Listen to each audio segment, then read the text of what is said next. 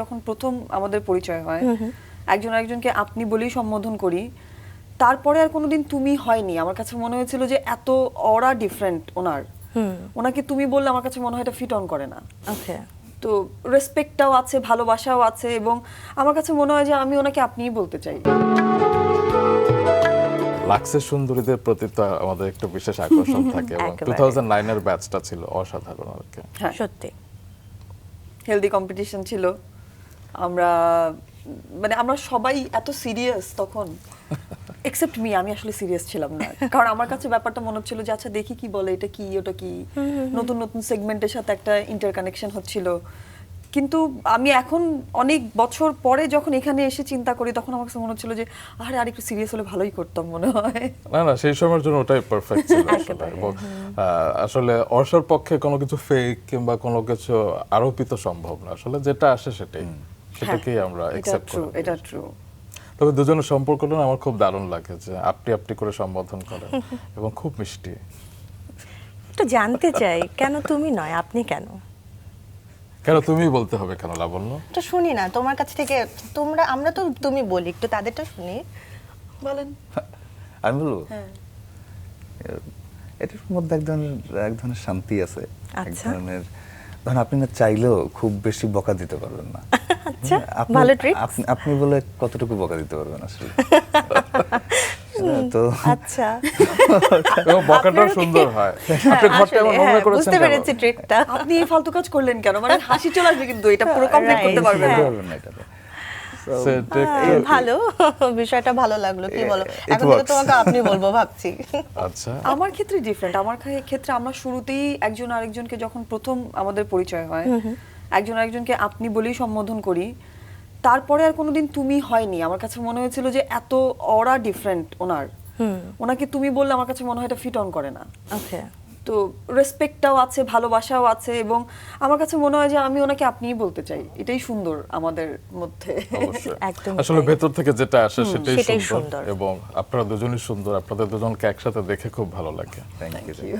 আমার সবসময় মনে হতো যে মানে যখন আসলে একটা পার্মানেন্ট লাইফের দিকে আগাবো, তখন হয় কি পার্টনারের সঙ্গে এই আপনি সম্পর্কটা পরবর্তী জেনারেশনের মধ্যেও আসলে এক ধরনের নতুনত্ব তৈরি করে নিয়ে যায় আর কি, যে সেটাও যাতে ক্যারি করে আর কি। Carry করে। তবে সম্বোধনে কি বা যায় আসে, হয় না যে মনের ভাবটাই হচ্ছে আসল। তবে আপনার ভিতরে একটা রিগাল ভাব আছে আর কি, আগের যুগের আর কি, হয় না যে রাজা বাদশারা কিন্তু বোধহয় এইভাবে কথা বলতো। তবে গল্পের গভীরে যাবার আগে একটা কংগ্রাচুলেশন তো আমরা জানাতেই চাই। কি বলো লাবণ্য? একদমই তাই। Big congratulations Thank you Nazia so Haque much. Orsha. Thank you so much. আমাদের সবার খুব প্রিয় অভিনেত্রী নাজিয়া হক অর্ষা এবার জাতীয় চলচ্চিত্র পুরস্কার পেয়েছেন। মানে এটা যে আপনার ভক্তদের জন্য কত বড় বিষয়, সেটা হয়তো আপনি অনুধাবন করতে পারছেন না, কিন্তু আমরা খুব খুশি হয়েছি। Thank you. ভক্ত ইমরান কি বলে? আমি তো মহা খুশি, এবং আমি কিভাবে এই খুশি এক্সপ্রেস করব সেটা আসলে এখনো আমি নিজেই সেটেল করতে পারিনি, কিন্তু ভয়াবহ খুশি। এটা একটা সৌভাগ্যের বিষয় আমার জন্য, যে আমার প্রিয় অভিনেত্রী, প্রথমত তিনি আমার স্ত্রী, তারপরে আবার ন্যাশনাল অ্যাওয়ার্ড। এটা কিভাবে এক্সপ্রেস করবো আসলে? সত্যি চমৎকার। তবে আমরাও নিশ্চিত যে আপনিও খুব শিগগিরই অনেক সম্মাননা আপনার হাতে, আপনার জীবনে যোগ হতে যাচ্ছে। অর্ষা কিন্তু লিখেছে এটা সোশ্যাল নেটওয়ার্কে, আমি দেখেছি। এই যে আপনার অনুভূতিটা সম্মাননা, একটু জানতে চাই। আমার অনুভূতি কি আমারটা নিয়ে? আপনারটা নিয়ে, এবং নূর ইমরান তার সম্মাননা যে যোগ হবে, এই যে লেখা, সেটাই জানতে চাই একটু। না, আমার সবসময় মনে হয়েছে যে ওনার কাজের সিলেকশন খুবই আলাদা, এবং একটা কাজ থেকে আরেকটা কাজকে খুব এত চিন্তা ভাবনা ছাড়াই আলাদা করে ফেলা যায়। সো এটা একটা অনেক বড় চ্যালেঞ্জ একজন আর্টিস্টের জন্য। এই সুযোগটা আসা, সেটাকে গ্রিপ করা, আবার হচ্ছে একদম সঠিক সময় সেটাকে রিপ্রেজেন্ট করা, এই জিনিসগুলো না খুব রিয়ারলি হয়। আমি আমার ক্যারিয়ারে এগুলোর জন্য অনেক যুদ্ধ করেছি। আচ্ছা। আমার কাছে মনে হয় যে ওনার জন্য এটা খুব আরামে আসছে, এবং সেটাকে সঠিকভাবে উনি ইমপ্লিমেন্ট করছে। That's why I am happy. যদি আমি পুশ করতে থাকি যে এটা গুড জিনিস, এটাকে আপনি পিক করেন, এইটাকেই আপনার করতে হবে, তো আমি পেছন দিক দিয়ে পুশ করতে থাকি কন্টিনিউয়াসলি।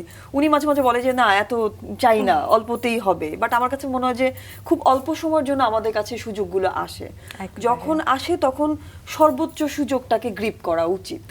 তো আমি সবসময় আশাবাদী। আমার কাছে মনে হয় যে উনি পুরস্কার পেলে আমি বেশি খুশি হব, কারণ ওনার যেহেতু আমাদের এই ইন্ডাস্ট্রি মেল ডমিনেটেড এবং এত ভার্সেটাইল পারফরমেন্স করা এত স্বল্প সময় খুব রেয়ারলি হয়, যেহেতু এটা হচ্ছে তার মানে আমি বিশ্বাস করি এর পেছনে একটা পজিটিভ কোনো একটা কিছু আছে উপরে। তো ওইটা যদি চলে আসে এবং পুরস্কারটা যদি চলে আসে, এর থেকে দারুণ আর কিছু হবে না। একজন ভালো আর্টিস্ট যে ভয়ঙ্করভাবে ডেডিকেশন দিয়ে কাজটা করছেন, মানুষ তাকে চিনছে সেই কাজের মধ্যে দিয়ে, এবং সেটা যদি আমাদের ইন্ডাস্ট্রির মানুষ বোঝে এবং তারা যদি বিচার বিবেচনা করে পুরস্কারটা দেয়, তাহলে এটা না সর্বে সর্বা হবে। সেটা হওয়া উচিত আমার মনে হয়।